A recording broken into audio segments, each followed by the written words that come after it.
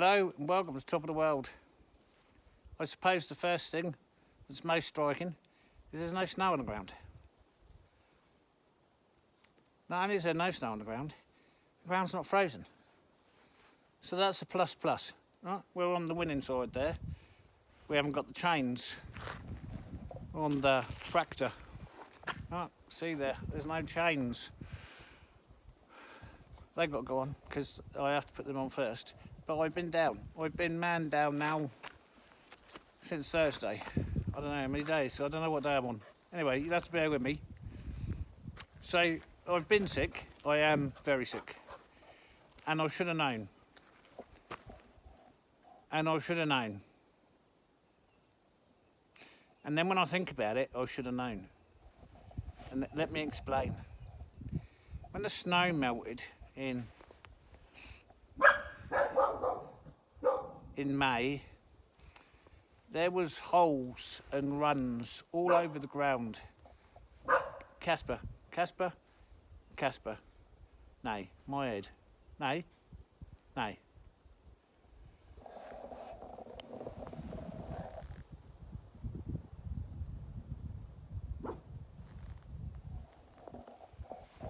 See, he's got his nice winter coat on.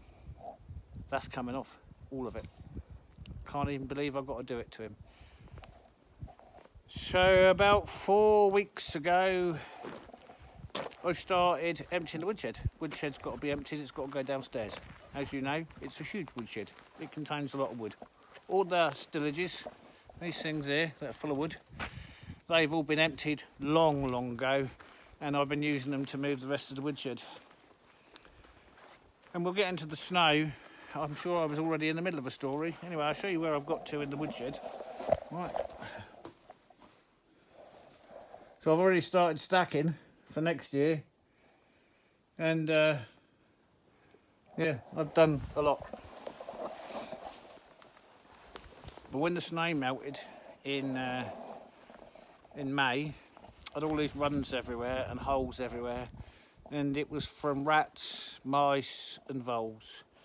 And every garden, every farm, every piece of land I've been on, including my own, is just full of this stuff.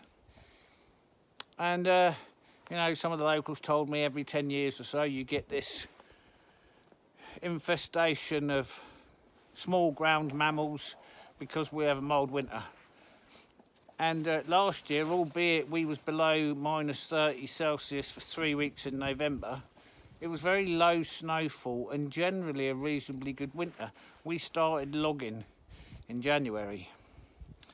So, you know, you'll see that we had very low snow levels last year, the lowest I've ever seen. Anyway, the upshot of that was, of course, we had this everywhere. And I'm aware of that and still haven't put much thought into it. Anyway, so I'm starting to go through the shed. Normally I have 1 or 2 mice nests in there. They were hundreds. And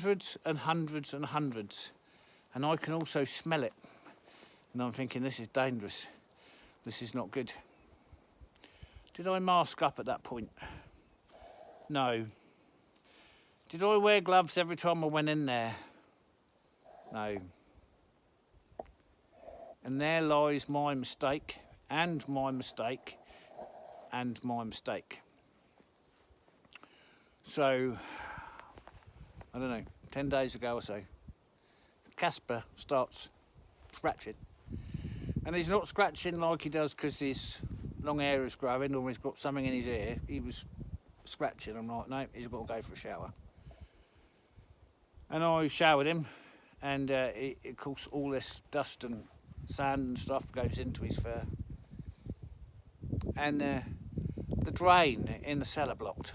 I mean, really, and the floor started to flood. So I couldn't get in the shower after him until I'd cleared the drain, and I wasn't doing anything else that day. So the next morning I went down there with the big jet and jetted out all the drains, got them flowing again, cleaned up all the room, and there in the shower basin was a tick. Not a flea, a tick. And it had 3 legs on either side, and I'm like, I ain't seen one of them in a while. That's probably not good. Still not thinking. and I should have known all of this at this point. Anyway, Thursday evening comes. I've had a pain in my hip, my left hip, for a while, and I still ain't thought much about that either, other than it's just another pain, you know. As you get older, you realise that you're not as bulletproof as you used to be, and I was bulletproof. Now, Thursday night comes, get pain in the neck, then I just get sick. I mean, I get sick badly. You break out into spots, followed by hot and cold flashes. And by late Thursday, I'm out of it. That's it, I'm done.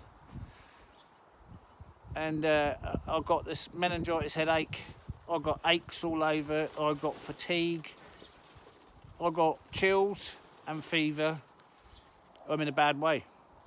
And then I'm getting this lightheadedness and this brain fog while I have to go to bed. That's it.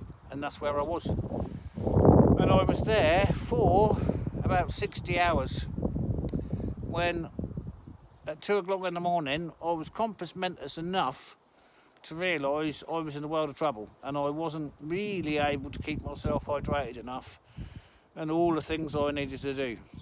And I went to my emergency medical supplies. I decided what kind of antibiotic I should take, and I immediately overdosed based on a doctor's dosage. Went back to bed. 6 hours later I wakes up, I've got cooked breakfast. Now I haven't eaten for days, so that's a good sign. But what I realised was I could actually think. So of course it didn't take any deduction at all to realise I had a virus, and what kind of virus I had, because my lungs were clear, nasal passages were clear.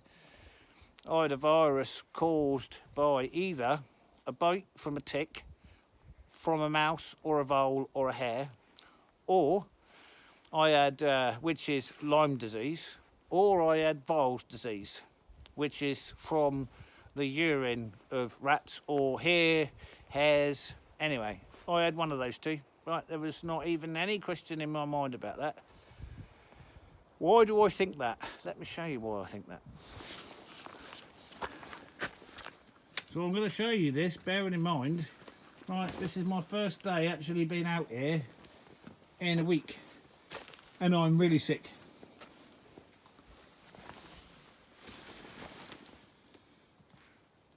Now all this debris you see on top of the wood, none of that should be there, because this is all stacked clean. Right, that there is all mouse droppings, all of it. Could be vole droppings. Everywhere you see debris, right, has been put there by an animal. All the debris on top. Look at this. So when we stack the wood in clean, like that. So everything should be like that. Right, it goes in like that and it goes out like that. And it's been like that year over year over year. Now look.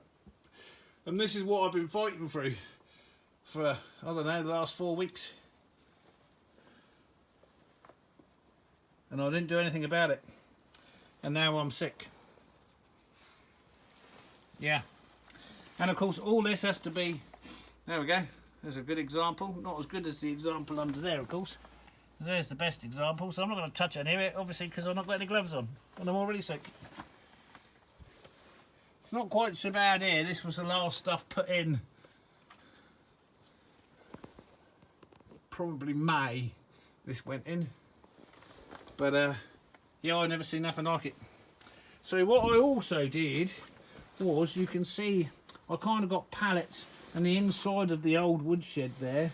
As I'm going through, I want to get the airflow back. So I've been pulling everything out, and then I clean the floor and relay pallets. But I'm cutting this bit out so that I can lay the whole floor to pallets and get my airflow back underneath. But all of this stuff is rammed under here. So when I say I could smell it, I've just worked my way through all of this And yeah, I was just shocked and surprised by how many things must have been living in here. And that is why I haven't managed to upload you guys a video. And girls now, it would appear. So that's that was stupidity on my part, that was. I know about this. I know about this all very well. Anyway, once I'd got enough brain power to be able to get onto my county's health service. Is it all over the health service about massive increases in illnesses caused by the explosion in these forest mammals? Yep. Right, great. Anyway, thank the Lord. No, it had nothing to do with the Lord. Right? I thank myself that I keep things like emergency medical supplies because it kept me alive long enough to get me to the hospital yesterday. And I was immediately taken to the... Well, we weren't even allowed in the main entrance of the hospital. I go in another door, which is the infectious diseases department. And young doctor comes in, really nice man. Asked me what my symptoms are and how I felt. And did the old prick on the finger test. And said he'd be back. Off he went. Well, he never came back. I don't know how long I was there. A while. Anyway, after a while, this old doctor come in. Tall, grey hair, small glasses, wearing a big mask. He opened the door and I looked at him and I said, oh, that's probably not good. Well, he smiled. I could see it in his eyes. He came in, he sat down on the stool. He said, well, do you want to, tell me about it? And I said, well, to be honest, no. I've been through what my symptoms are twice since I've been in the hospital, since I've been here. I said, I could tell you what I think I got. He said, yeah, that's what I mean. I said, okay. So I said, I think I've either got Lyme disease or weils disease. I said, but either one I think I've got via the woodshed, which is just full of vole and mouse droppings, urine, whatever. Okay. He said, and why do you think that? And I told him. He said, you're really sick. Yeah. I said, I know. He said, yeah, you're really sick. He said, we don't usually have people as sick as you, according to this fingerprint. I don't know what they measure. I can't remember. I don't remember my name for a few days. He said, we've got to take some blood. He said, and I've got to, send you home. What do you want? And I said, well, I told him what I, started self-medicating with.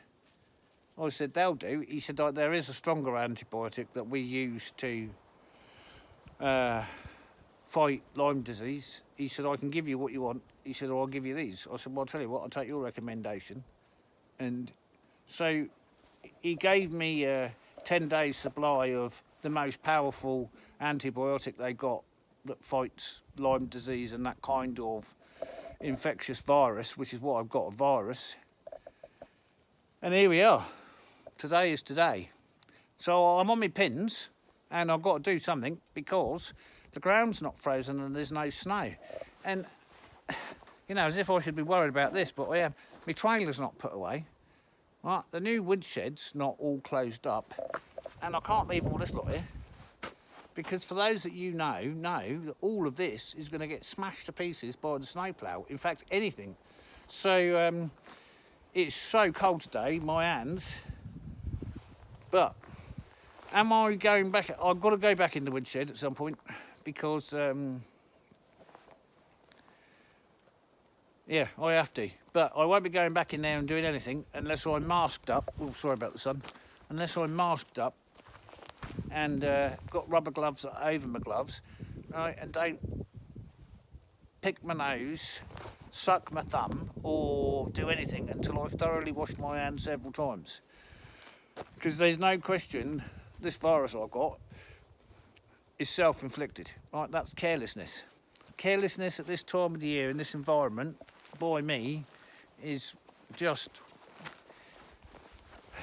it happens. It just happens. So there we are. That's the story behind that. Not big, not clever. Am I feeling sorry for myself? Well, I'm feeling better. You know, this is day 4 now. No, day 3. I don't know. A couple of days of really powerful antibiotics, and I'm up and about. And that's good. And it's not frozen out here, so we can do stuff. And we've got wood to get inside. And I'm not sure we've discussed the issue with this. I'm really not sure we discussed the issue with this. It's kind of like the van that was only ever after. You know, I did the rockers and all of that. Went for its inspection and failed badly. The MOT inspector put his hammer through the chassis on both sides, right where the suspension hangers are. Both sides of the chassis are completely rotted out. It's in a bad way under there. It's in a really bad way under there, and it's in a really bad place. He blew the brakes out on the brake testing machine, so the brakes are shot, and yeah. I'm having a bad time with vehicles, I am, and it's because I keep having to buy these. Right. Now I've stood out here without gloves on my hands, I'm so cold I've got to go back in for coffee, which is really going to upset the old boy here. Him, right, where is he? Yeah. How awesome does he look in his winter coat? How awesome does he look in his winter coat? I think he looks lovely in his winter coat. However, it's got to come off. Yeah. Now, I don't think that's going to be such a bad thing, unless we have to run around in the forest doing something we don't know about. And I'm not exactly sure that we need to do that. Are we, son?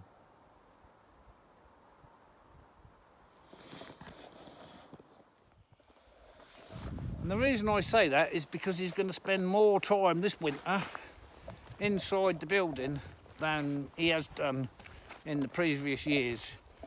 And he didn't come logging with me, and he won't be coming logging with me.